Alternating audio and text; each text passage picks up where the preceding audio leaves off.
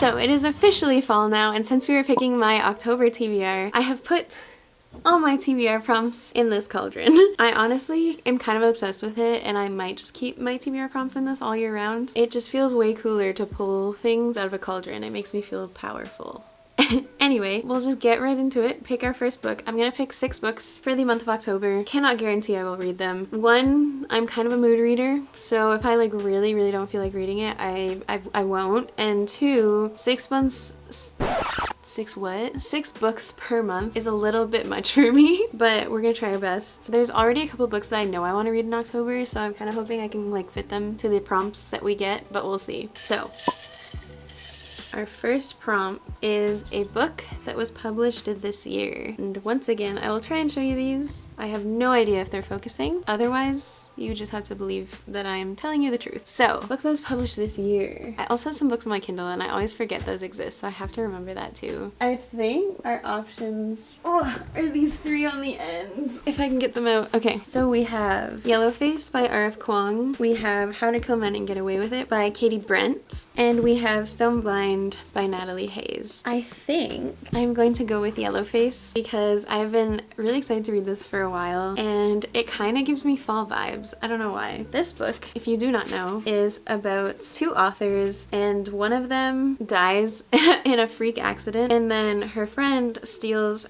her work, which is an experimental novel about the unsung contributions of Chinese laborers during World War I. And her friend is a white woman who basically works really hard to rebrand herself as Juniper Song, an ambiguously ethnic author, to sell her book, which is actually her friend's book, and it ends up charting on the New York Times. People love it, but emerging evidence threatens to bring June's stolen success down all around her. Yellowface grapples with questions of diversity, racism, and cultural appropriation, as well as the terrifying alienation of social media. I've heard such great things about this. I'm very excited to read it, so this will be book number 1. And our next book is a book with green on the cover. I'll show you that one day. I will type these bigger. Green on the cover. So we have, I don't know if this counts. I don't think that counts as green. We have A Ballad of Songbirds and Snakes. I think this is probably the most green book that I currently own.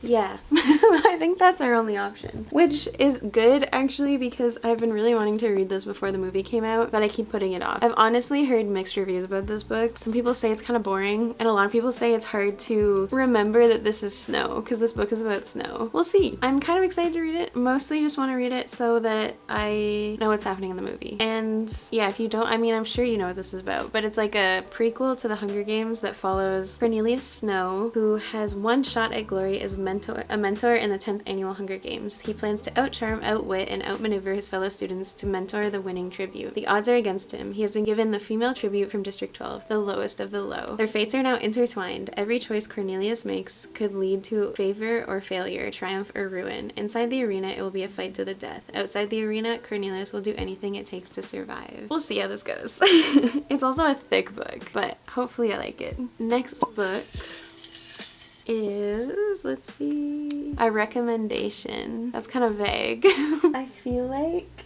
I'm the one that gives recommendations, you know, like to people. So that's kind of hard. Okay, you know what? I think I'm gonna go with The Bodyguards by Catherine Center because I've watched so many booktubers rave about this book that I was like, I need to buy it. And that was kind of my motivation for buying this book specifically. Especially like Haley Pham, she was talking about the newer books that Catherine Center wrote and she loved them, so I have high hopes for this. Emily Henry says it's my perfect 10 of a book, and I trust Emily Henry, so we can also count it as an Emily Henry recommendation. And this book is about Hannah Brooks, who is the bodyguard, which is fun. She's the bodyguard to this guy who is Jack Stapleton, and he is famous for, I'm not exactly sure what, oh, he's an actor. He's an actor and he's a stalker, and they hire Hannah to basically keep him safe from his stalker. And when Jack's mom gets sick, he goes home to his family in Texas, but he doesn't want his family to know about like the stalker situation. So Hannah pretends to fake date Jack to keep his family like happy and blissfully ignorant to the stalker situation. Fake dating, like kind of enemies to lovers, I think, which is one of my favorites. So I'm very excited to read this. Don't know if it exactly has fall vibes. That is book number 3. And then A book by an author you love. I don't know if you can see that. That is difficult because I have a lot of books by authors I have never read on my TBR at the moment. Okay, I think we have 3 options, which is actually kind of a lot. So I have The Do-Over by Lynn Painter. I love Better Than the Movies. I liked Mr. Wrong Number. This is a time loop book on Valentine's Day, which is interesting, but I feel like I need to wait to read this until like February, you know? And then I have One Last Stop by Casey McQuiston. I love Red, White, and Royal Blue. I love it so much, and I love Casey McQuiston's writing. I feel like they write so beautifully, so this is an option. Then I also have His and Hers by Alice Feeney, which Rock, Paper, Scissors is one of my favorite thrillers of all time, and I feel like Alice Feeney has the best plot twists. I don't know, guys. I wish you could help me. Like, I wish you could help me decide. I think I'm gonna go with His and Hers because we don't really have a thriller in the pile yet. I feel like you have to read a thriller in the fall. Now, book number 4, His and Hers by Alice Feeney. I honestly have no idea what this is about. It says, a woman is murdered in Blackdown, a quintessentially British village. Newsreader Anna Andrews is reluctant to cover the case. Detective Jack Harper is suspicious of her involvement until he becomes a suspect in his own murder investigation. Someone isn't telling the truth, and some secrets are worth killing to keep. That gives me nothing, but that's okay. I like going into thrillers kind of blind, honestly. I could really use like a fantasy book right now, because right now we have 4 books and there's no fantasy in there, and that's a crime, especially in the fall.